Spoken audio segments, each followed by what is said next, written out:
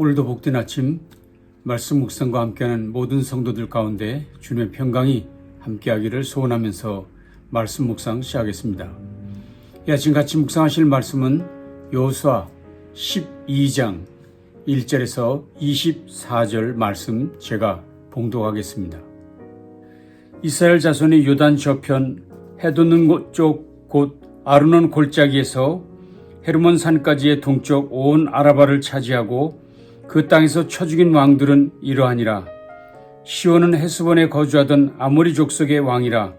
그가 다스리던 땅은 아르논 골짜기 가에 있는 아로엘에서부터 골짜기 가운데 성읍과 길르앗 절반 곧 암몬 자손의 경계 압복강까지이며 또 동방 아라바 긴네릇 바다까지이며 또 동방 아라바의 바다 곧 여메 베벳시못으로 통한 길까지와 남쪽으로 피스가 산 기스까지이며 옥은 르비의 남은 족속으로서 아스타롯과 에드레아에 거주하던 바산의 왕이라.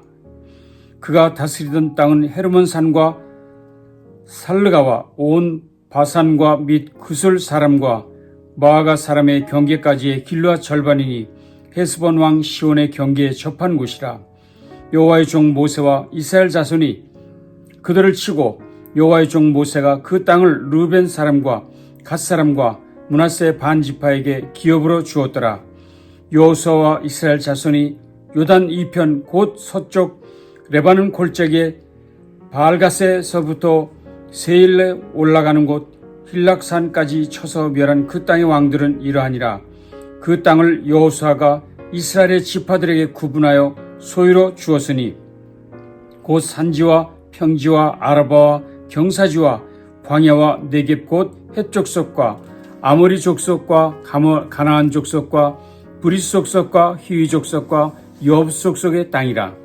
하나는 여리고 왕이요 하나는 베델 곁에 아이 왕이요 하나는 예루살렘 왕이요 하나는 헤브론 왕이요 하나는 야르붓 왕이요 하나는 라기스 왕이요 하나는 에글롯 왕이요 하나는 게셀 왕이요 하나는 드빌 왕이요 하나는 게델 왕이요 하나는 호르마 왕이요 하나는 아랏 왕이요 하나는 림나 왕이요 하나는 아둘람 왕이요 하나는 막게다 왕이요 하나는 베델 왕이요 하나는 답부아 왕이요 하나는 헤벨 왕이요 하나는 아벡 왕이요 하나는 라사론 왕이요 하나는 마돈 왕이요 하나는 하솔 왕이요 하나는 시므론 무론 왕이요 하나는 악삽 왕이요 하나는 다각 왕이요 하나는 무깃도 왕이요 하나는 게데스 왕이요 하나는 갈멜의 용노암 왕이요 하나는 돌의 높은 곳의 돌 왕이요 하나는 길갈의 고임 왕이요 하나는 디르사 왕이라. 모두 31 왕이었더라. 아멘. 역사에 남을 일이라 함은 자랑스러운 일을 의미하고 역사에 남을 짓이라 함은 부끄러운 일을 의미합니다. 그래서 누구든 그런 일이, 그런 말이 역사에 남는다는 것을 알기에 스스로 조심하고자 하는 것이지요. 더욱이 하나님의 역사, 하나님의 역사책에 남는 일이라 한다면 그것은 절대적으로 귀를 기울이고 순종해야만 할 일일 것입니다. 요즘 우리가 묵상하고 있는 여호수아서는 크게 두 부분으로 나눌 수 있습니다. 전반부는 1장부터 12장까지로서 하나님께서 이스라엘에게 주신 땅인 가나안 정복에 관한 내용입니다. 후반부는 13장부터 마지막 24장까지로서 가나안 땅 분배에 관한 내용입니다. 오늘 묵상 본문인 12장은 1장부터 시작된 전반부의 결론 부분이라 할 수 있습니다. 오늘 말씀에는 이스라엘이 정복했던 왕들의 목록이 나열되어 있습니다. 묵상 본문으로는 쉽지 않은 내용이고 그래서 그냥 지나치기 쉬운 본문이기도 합니다. 그러나 이 말씀도 하나님의 말씀이니 오늘 우리가 주요한 교훈을 주실 줄 믿고 이 말씀을 묵상하도록 하겠습니다. 본문은 두 가지 내용으로 구성되어 있죠. 먼저는 모세가 죽기 전 모세와 이스라엘 백성이 요단 동편 지역에서 정복했던 왕들의 이름들이 등장합니다. 합니다. 그리고 뒷부분에서는 여호수아가 정복한 왕들과 나라들의 이름이 기록되어 있습니다. 모두가 하나님의 역사, 성경에 남겨진 나라들과 왕들의 이름이라고 할 수 있을 것입니다. 그런데 좀 더 살펴본다면 그들 대부분은 역사에 남을 악한 짓을 한 사람들이고, 다른 한편의 사람들은 역사에 남겨진 거룩한 일을 행한 사람들이라는 것을 발견할 수 있습니다. 제가 이 부분에 집중하게 된 이유는 11장 23절 말씀 때문입니다. 이와 같이 여호수아가 여호와께서 모세에게 말씀하신 대로 그 온 땅을 점령하여 이스라엘 지파의 구분에 따라 기업으로 주매 그 땅의 전쟁이 그쳤더라. 그 땅의 전쟁이 그쳤더라. 본문은 11장 마지막 말씀인데 거기서 분명히 가나안 전쟁이 그쳤다고 언급했습니다. 심지어 그 정복한 땅들을 이스라엘 지파들에게 기업으로 주셨다고까지 말씀하시고 있습니다. 자, 그런데 오늘 우리가 묵상하고 있는 본문인 12장에서는 다시 모세와 여호수아에 정복된 나라들, 왕들을 소개하고 있다는 것입니다. 이건 분명히 여호수아서의 저자가 어떤 내용을 의도적으로 강조하기 위한 의도된 행위였다고 생각할 수밖에 없다는 것입니다. 그래서 전쟁이 다 끝나 분배를 마쳤다고 하면서도 다시 모세부터 시작해서 여호수아 시대까지 정복한 나라들과 왕들의 이름을 기록했다 하는 것입니다. 자, 그렇다면 여기서 저자가 강조하려는 내용은 무엇일까요? 자, 그것은 여기 기록된 왕들, 나라들의 이름을 이스라엘 백성은 결코 잊어서는 안 된다는 것, 그것을 강조 교훈하기 위해서 자세히 기록했다는 것입니다. 다시 말하면 이들 33명은 이스라엘 백성으로서는 결코 잊어서는 안 되는 그런 사람들의 명단이라는 것입니다.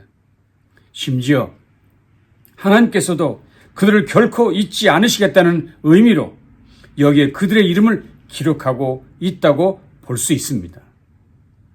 하나님의 역사책에 기록될 짓을 한 그들, 도대체 그들이 무슨 짓을 했기에 잊으면 안 된다고까지 하시며 그들의 이름을 기록하고 계신 것일까요? 본문을 다시 돌아보겠습니다. 오늘 본문인 12장은 이미 말씀드린 대로 모세와 여호수아에 의해 정복당한 왕들과 나라들의 이름입니다. 모세에 의해 정복당한 왕들은 헤스본 왕 시혼과 바산 왕 옥이라 밝혔고, 여호수아에 의해 정복당한 왕들은 여리고 왕부터 시작해서 디르사 왕까지 31명의 나라들 그리고 왕들 임을 밝히고 있습니다. 자, 이들 33명의 공통점은 무엇입니까? 하나님을 대항하다가 진멸된 왕들, 나라들이라고 할 수 있을 것입니다. 자, 그렇습니다. 그들을 모두는 하나님을 대항하는 못된 짓을 한 이유로 하나님의 역사책에 기록으로 남겨지게 된 것입니다. 하나님께서는 그들의 이름과 나라들을 후손들 대대로 잊지 말라고 전하시려 하는 것입니다. 그렇다면 그들의 어떤 짓에 하나님의 진노를 피할 수 없었던 것일까요? 두 가지로 얘기할 수 있습니다. 첫째는 그들은 하나님의 길을 가로막은 악행을 행했습니다. 하나님께서는 먼저 그들에게 화평을 제안하셨었지요. 그러나 그들은 하나님의 손길을 거절하고 이스라엘 백성들의 행진을 가로막았습니다. 오늘 본문 1절에서 6절에 소개된 헤스본 왕 시혼과 바산 왕 옥이 그 대표적 인물이라 할 수 있습니다. 헤스본 왕 시혼과 바산 왕 옥과 그들의 땅은 원래는 이스라엘의 정복의 대상은 아니었었습니다. 그래서 모세는 40년의 광야 생활을 마치고 가나안 땅으로 들어가기 위해 북진하는 가운데 남쪽에 있던 헤스본 왕 시온에게 평화의 사자를 보냈습니다. 그리고 왕에게 이스라엘 백성들이 가는 길을 열어달라고 요청을 하지요. 모세는 말했습니다. 나를 네 땅으로 통과하게 하라. 내가 큰 길로만 행하고 좌로나 우로나 치우치지 아니하겠다. 심지어 그는 말하기를 돈을 받고 양식을 팔아라. 내가 먹게 하고 돈을 받고 물을 주어 마시게 하라. 나는 걸어서 지날 뿐이니 허락해달라고 간청을 합니다. 그런데 그들은 모세의 제안을 거절하고 이스라엘 백성의 길을 가로막습니다. 오히려 평화를 제안한 온 이스라엘에게 싸움을 걸었습니다. 물론 그들은 패배하고 말았지요. 더 이해할 수 없는 일은 헤스본 왕 시온이 패망했다는 소식을 들은 바산 왕 옥의 태도입니다. 바산은 헤스본보다 북쪽에 있으니 이스라엘이 가는 길과는 상관이 전혀 없었습니다. 그런데 오히려 일부러 이 옥이란 사람이 남쪽까지 내려와 이스라엘에게 싸움을 걸었습니다. 그냥 있어도 별일 없었는데 일부러 남쪽까지 내려와 싸움을 걸었다는 것입니까? 결국 그도 이스라엘에 패배하고 말았습니다. 물론 이 두 왕들은 매우 강력한 힘을 가진 왕들이었습니다. 그래서 아마도 그들 스스로 생각하기를 자신들이 가진 강력한 무력으로 하나님의 군사를 대항할 수 있다고 여겼을 것 같습니다. 그러나 여러분, 그 어떤 힘으로도 하나님의 군사를 대항하여 이길 수는 없는 것이지요. 그렇습니다. 하나님께서 먼저 손을 내미셨다면 겸손히 받아들였어야만 했습니다. 혹 이제라도 우리 주변에 자신의 힘만 믿고 하나님 말씀을 거절하고 그 길을 가로막는 자가 있다면 그는 분명히 심판받을 것이라 분명히 일러 주어야만 합니다. 하나님께서는 그 악인들의 이름을 하나님의 역사책에 반드시 기록하셨고 영원히 남겨 대대에 전하시고 계시고 있다는 사실을 잊으면 안 되는 것입니다. 하나님의 선의를 거절하고 대항한다면 방법이 없습니다. 참으로 두렵고 떨리는 말씀일 뿐입니다. 진멸당한 가나안 족속들의 또 다른 특징은 그들이 연합해서 힘을 모아 하나님을 대항했다는 것입니다. 그들 나라들이 힘을 모아 단결해서 이스라엘 백성들을 대항했습니다. 그 대표적 민족들이 가나안 육족들이었죠. 헷 족속, 아모리 족속, 여부스 족속, 브리스 족속, 기르가스 족속, 그리고 히위 족속입니다. 이들은 기브온 족속이 이스라엘에게 항복했다는 소식을 듣고는 연합군을 꾸려서 이스라엘에게 대항했던 민족들입니다. 그들이 연합했으니 힘을 모았으니 숫자가 많았을 것입니다. 그러나 여러분, 그런 세상의 힘, 아니 온 나라가 다 힘을 모아 대항한다 해도 하나님의 군대를 이길 수는 없는 것이지요. 그렇게 행했던 그 모든 왕들이 결국 참수형에 처해졌고 진멸당하고 말았습니다. 그리고 그들 모두는 역시 하나님의 책에 기록되어 대대로 증거되어 수치스러운 이름으로 남게 되고 말았습니다. 하나님의 역사책은 물론 세상 세계사가 그것을 확실히 보여주고 있습니다. 참으로 두렵고 떨리는 말씀입니다. 그래서 결코 우리에게서는 일어나면 안 될 일이 그것, 하나님을 대항하는 것, 하나님의 일을 가로막는 것, 하나님을 대항하기 위해 힘을 모으는 것, 결코 해서는 안 될 일입니다. 자, 그런데 오늘 본문은 또 한편 역사의 길이길이 남아 모든 이들의 모범이 될 귀한 인물들도 소개하고 있습니다. 그들이 누구입니까? 모세와 여호수아죠. 하나님의 역사책에 남을 일을 한 모세와 여호수아. 그들의 특징은 무엇입니까? 공통점은 한 가지인데, 즉 여호와의 명령에 절대 순종, 끝까지 순종한 사람들이라는 점입니다. 그들은 하나님의 약속만을 믿었습니다. 그리고 순종했던 사람들입니다. 모세와 여호수아에게 허락하신 땅은 사실 이미 오래전인 창세기에서 믿음의 조상인 아브라함에게 약속하신 땅이었습니다. 창세기 15장을 보십시오. 너는 장수하다가 평안히 조상에게로 돌아가 장사될 것이요 네 자손은 4대 만에 이 땅으로 돌아오리니 이는 아모리 족속의 죄악이 아직 가득 차지 아니함이라 하시더니 그들이 그 땅에 다시 돌아오게 될 것을 얘기하시고 아모리 족속의 땅을 차지할 것이라고 이미 아브라함에게 약속하셨다는 것입니다. 이 말씀은 다시 모세에게도 약속하십니다. 신명기 2장이었습니다. 그때 여호와께서 내게 이르시되 내가 이제 시온과 그의 땅을 내게 넘기노니 너는 이제부터 그의 땅을 차지하여 그 기업으로 삼으리라 하시더니 그렇습니다. 모세와 여호수아는 믿음의 조상 아브라함에게 주신 말씀, 그 약속의 말씀을 믿고 붙들었습니다.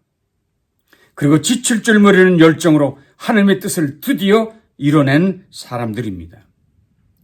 모세는 모세로서 여호수아는 여호수아의 자리에서 주어진 정복의 사역을 잘 감당해 냈던 사람들, 끝까지 감당했던 사람들이라는 것입니다.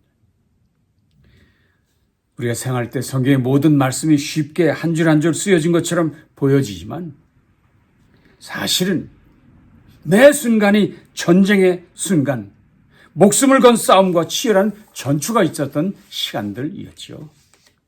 그래서 그들의 그 피 터지는 헌신, 순종 이야기는 하나님도 자랑스러우셔서 성경에 자세히 기록하셨고 그것을 대대로 전파하게 하여 오늘날까지 우리에게 이르게 된 것입니다. 그렇습니다.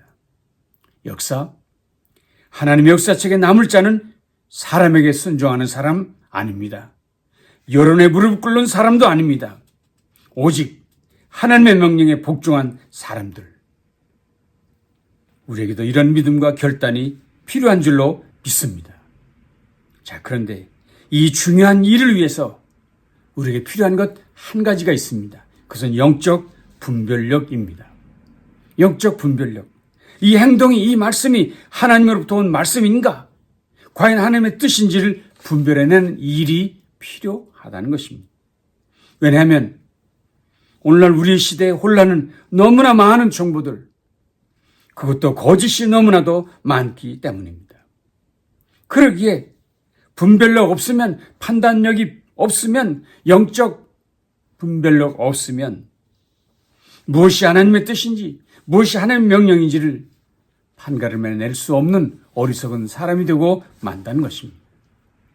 그러므로 그런 일을 올바로 감당하려면 먼저는 절대불변의 법칙인 하나님의 말씀을 신뢰하시고 그 말씀 듣기를 사모하셔야 합니다.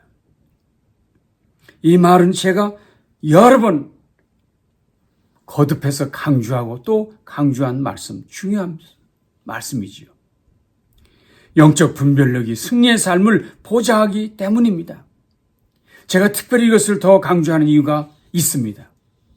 내일 아침 묵상하실 13장 1절은 이렇게 시작하기 때문입니다. 여호수아가 나이 많아 늙음에 여호와께서 그에게 이르시되 너는 나이가 많아 늙었고 얻을 땅이 매우 많이 남아 있도다. 얻을 땅이 매우 많이 남아 있도다. 앞의 말씀들과 연결해 보면 이런 내용이라 할 수 있지요. 11장 마지막은 전쟁이 끝나고 평화를 누렸다. 12장 말씀은 전쟁을 마감한 후 정리해 보니 모두 33명의 왕을 무찔렀구나. 그러나 13장 1절을 보니 그런데 정복해야 할 땅은 아직도 많이 남아있다. 그런데 아직도 정복해야 할 땅은 아직 많이 남아있다. 전쟁이 끝나지 않았다는 것입니다. 여전히 사탄이 곳곳에서 성도들을 공격하려고 기회를 노리고 있다는 것입니다. 물론 예수님께서 십자가의 죽으심으로 사탄의 머리를 깨부셨습니다.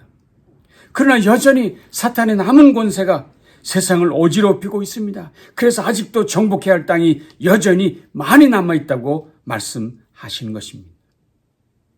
그렇다면 그 남은 전쟁에서 어떻게 우리가 승리할 수 있을까요?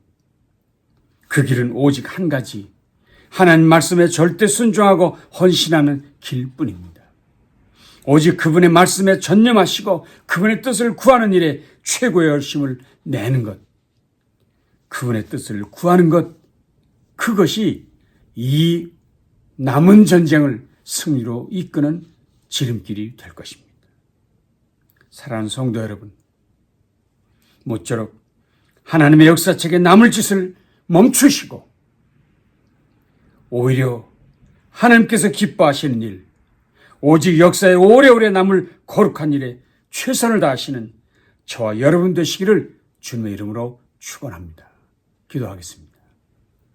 주님, 이 온탁한 세대 속에서 하나님의 말씀만이, 하나님의 뜻만이 승리를 가져다 줄 것을 확신하게 하시니 감사합니다.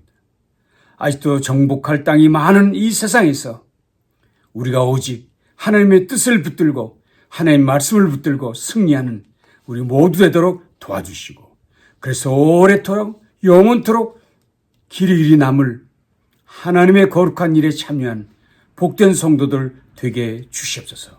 예수님 귀하신 이름으로 간절히 축복하며 기도합니다. 아멘. 남은 날도 승리하십시다.